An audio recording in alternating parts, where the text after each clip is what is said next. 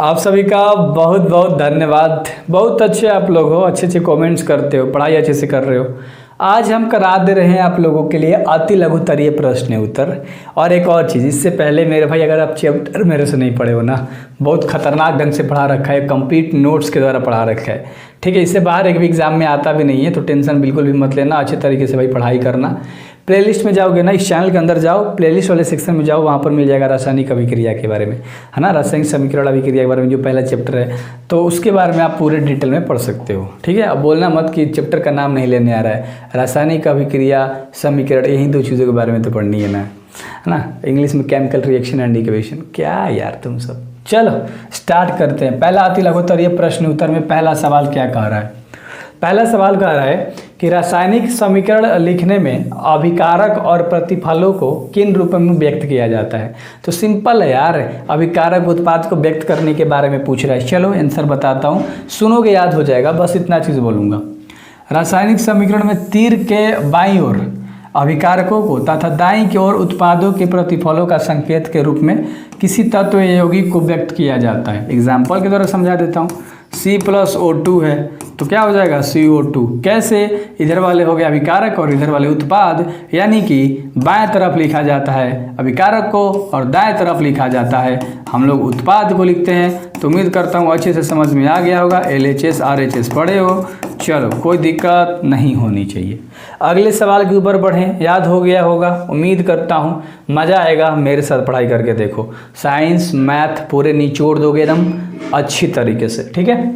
रासायनिक समीकरण में अभिकारकों एवं प्रतिफलों के बीच तीर चिन्ह का प्रयोग क्यों किया जाता है? इस तरह से, ठीक है, तीर चिन्ह का इस्तेमाल क्यों किया जाता है? ध्यान से देखो मेरे भाई। रासायनिक समीकरण में अभिकारकों एवं प्रतिफलों के बीच तीर का चिन्ह का प्रयोग इसलिए किया जाता है, अभिक्रिया की ओर हो रहा है, यानी अभिक्रिया होती है, समझ रहे हो, इसलिए इस्तेमाल किया जाता है। एग्जाम्पल में बताया था C+O2 बराबर क्या हो रहा है CO2, यानी ये क्या हो रहा है, एक अभिक्रिया हो रहा है। सिंपल सा बात है ना। अभिकारक से उत्पाद बन रहा है तो एक अभिक्रिया हो रही है, सिंपल सा बात है। एक ही फार्मूला लेके आपको सब समझा दूंगा, क्या समझे हो मेरे को, पुष्पराज जैसा झुकेगा नहीं मैं, ठीक है। तो तीसरा सवाल है आपका, ध्यान से देखो। क्या समीकरण H2+Cl2 2CHL संतुलित है? ये पूछ रहा है क्या संतुलित है? हाँ भाई संतुलित है। कैसे? यहाँ पर दो गो हाइड्रोजन कितना है, 2 गो, और Cl2 कितना है, 2 गो, तो यहाँ पहले 2 लग गया, तो C भी 2 गो, H भी 2 गो, L भी 2 गो, तो बैलेंस हो गया दोनों तरफ। यानी अभिकारक और उत्पाद में जो एलिमेंट है तुम्हारे, जो तत्व हैं, वो बराबर होने चाहिए। सिंपल बात हमें बोले तो उसी को हम लोग संतुलित बोलते हैं, यानी कि बैलेंस इक्वेशन बोलते हैं। चलो चीज़ें समझ में आ गई ना। बैलेंस उसी को बोलते हैं, संतुलित को इंग्लिश में बैलेंस बोलते हैं। कोई बोलता है बैलेंस करके दिखाओ, हिंदी में बोलते हैं संतुलित करके दिखाओ। उस समीकरण को क्या कहते हैं जिसमें अभिकारक सरल प्रतिफलों में परिवर्तित हो जाती है, तो उसको बोलते हैं अपघटन। ये तो मैंने अच्छे से बताया था नोट्स में, भाई लोग बताया था ना, उसको क्या बोलते हैं, अपघटन बोलते हैं। चलो अगले सवाल के ऊपर बढ़ते हैं, जो कि 5वां नंबर का सवाल है आपका।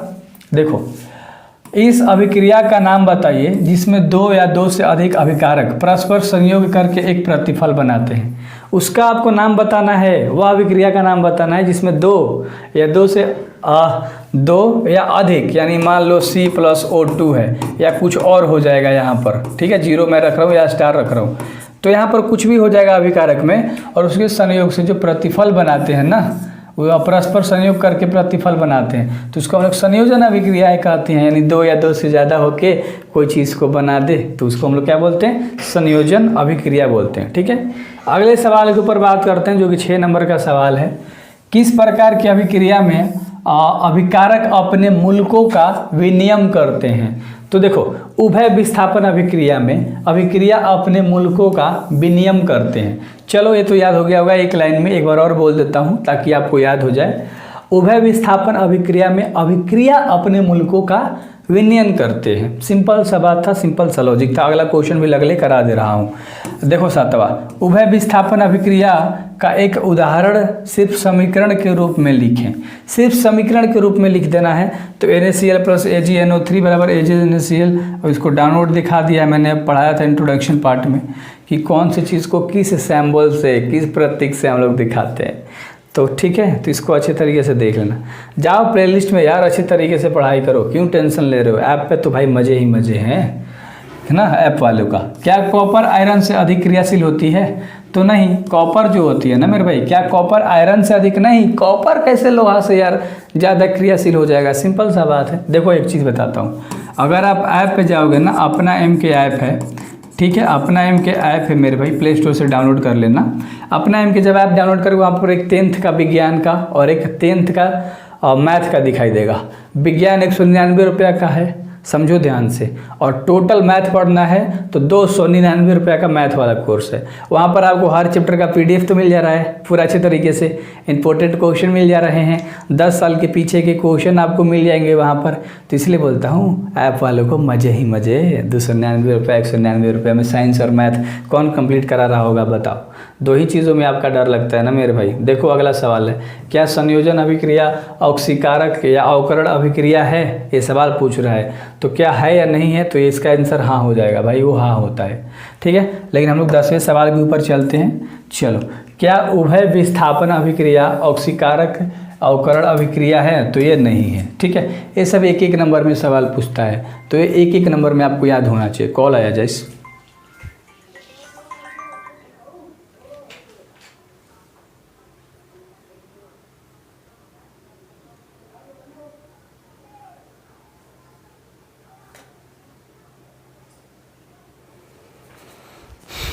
ठीक है, सॉरी कॉल था। चलो आगे देख लेते हैं, ठीक है। अगला है 11 नंबर का सवाल है, और 11 नंबर के सवाल के ऊपर बात करते हैं। हमारे शरीर में भोजन का पाचन किस प्रकार की अभिक्रिया से होता है? तो हमारे शरीर में भोजन का पाचन अपघटन अभिक्रिया से होता है। अच्छे से याद रख लो, खाना खा लो, है ना, और पच जाता है, तो कौन सा अभिक्रिया से होता है? अपघटन की अभिक्रिया से होता है, ठीक है। बहुत सुंदर, अति उत्तम, मज़ा आ गया, ठीक है। अगले सवाल के ऊपर बात करते हैं 12 नंबर का। रासायनिक अभिक्रिया के 2 उदाहरण देना है। तो H2+Cl, तो 2HCl हो गया, सिंपल सा बात है। चलो आगे देखो, HCl2 होना चाहिए था, ठीक है, तब ना 2 Cl और 2 H, तो सब बन गया 2HCl, और 2 AgCl, तो 2 Ag और Cl2 अलग हो गया, ठीक है। तो सिंपल सा बात है, अच्छी तरीके से बस उदाहरण देना था, कोई ये नहीं बोल रहा था संतुलित भी होना चाहिए, ठीक है। और अगला सवाल है तुम्हारा 13 नंबर का, ध्यान से देखो। दुर्गंधयुक्त खाद्य पदार्थ क्या है? जब हम भोजन को खुली वायु में लंबे समय तक छोड़ दिया जाता है, भोजन को जब आप लंबे समय तक खुले जगह पे छोड़ दोगे ना, तो उसमें दुर्गंध आने लगती है। इसे दुर्गंध युक्त खाद्य पदार्थ या बासी भोजन कहते हैं। और ये मैंने बता दिया था मेरे भाई कि दुर्गंधिता होता क्या है, समझ रहे हो। इसमें मैंने बताया था इससे बचाव कैसे हो सकता है, सब चीज़। तो इसलिए बोल रहा हूँ कि जाके चुपचाप लेक्चर अटेंड करो अच्छे तरीके से, क्वेश्चन देख लो, फिर इसके बाद इसके आंसर के बारे में बात करेंगे। ताज़ा खाद्य पदार्थ को सड़ने से बचाने के लिए कोई एक उपाय बताइए, है ना। क्या कर रहा है? ताज़ा खाद्य पदार्थ को, यानी जब तुम खाना वाना खा रहे हो ना, उसको बचाने के लिए कोई एक उपाय बताओ कि आप कैसे बचाओगे। चलो मैं आपको बता देता हूँ अच्छे तरीके से। देखो, ताज़ा खाद्य पदार्थ को सड़ने से बचाने के लिए उसे रेफ्रिजरेटर में रखा जाता है, जिसको तुम फ्रीज बोलते हो।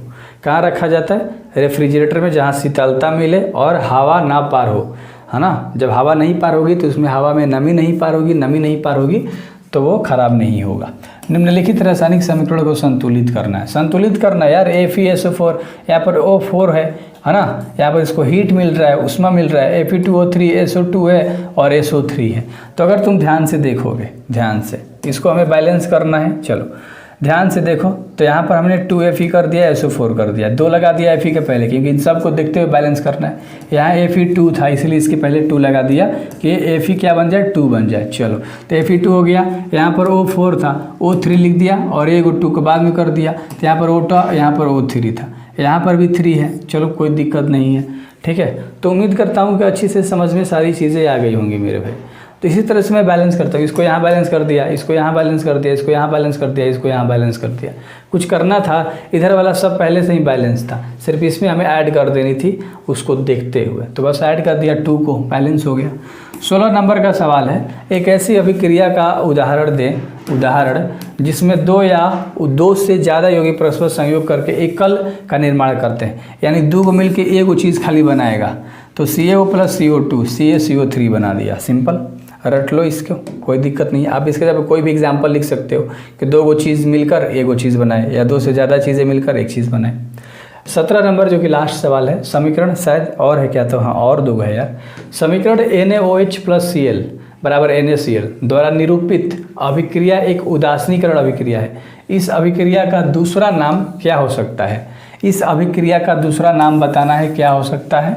तो ऑक्सीकरण अभिक्रिया के अंदर ये चीज़ें आती हैं, तो इसका नाम ऑक्सीकरण अभिक्रिया हो जाएगा, है ना, क्योंकि उदासीनीकरण अभिक्रिया का दूसरा नाम ऑक्सीकरण अभिक्रिया होता है। तो अच्छे से याद रख लेना ये क्वेश्चन अच्छे तरीके से।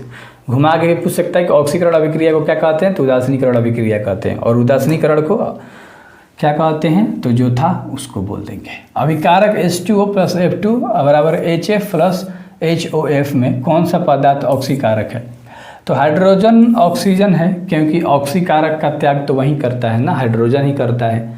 तो इसलिए बोलता हूँ कि मज़े से पढ़ाई करो, मज़े ही मज़े होंगे, ठीक है, और हार नहीं माननी है। बाकी तो मैं सारी चीज़ें करा ही रहा हूँ, क्वेश्चन आंसर तक नहीं छोड़ रहा हूँ मेरे भाई। अब क्या चाहिए?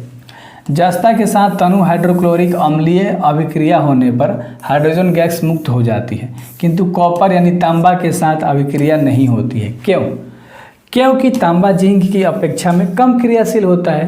ये जो तांबा है वो इस जिंक के मुकाबले में जिंक का बहुत ज़्यादा अभिक्रिया है और तांबा का कम अभिक्रिया है। समझ सकते हो, हाइट देख लो, इसका ज़्यादा इसका कम। बताने का तरीका है एक, बेसिकली समझ में आ गया होगा, है ना। तांबा जिंक से कम क्रियाशील होता है। चलो आगे। पेट्रोलियम गैस का प्रमुख अव्यय कौन सा है? पेट्रोलियम गैस का बताना है प्रमुख अव्यय। तो देखो, ब्यूटेन पेट्रोलियम गैस का प्रमुख अव्यय होता है। कौन? ब्यूटेन। अच्छे से याद रहेगा ना, है ना। आगे दीर्घ उत्तरीय प्रश्न है जो कि कल कराऊंगा, ठीक है। इसमें भी बहुत सारे प्रश्न उत्तर हैं, 6 गो टोटल है, तो आगे के लेक्चर्स में मैं आपको करा दूंगा। उम्मीद करता हूँ अच्छे से समझ में आ गया होगा।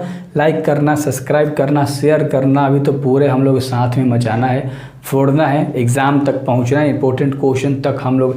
अरे पूरे बुक पढ़ लोगे, पूरे चैप्टर पढ़ा दे रहा हूँ निचोड़ में, तो क्या ही यार अब इम्पोर्टेंट जो भी होगा गेस करके लाता रहूँगा। बी रिलैक्स मेरे भाई, support me and thank you very much. Subscribe कर लेना।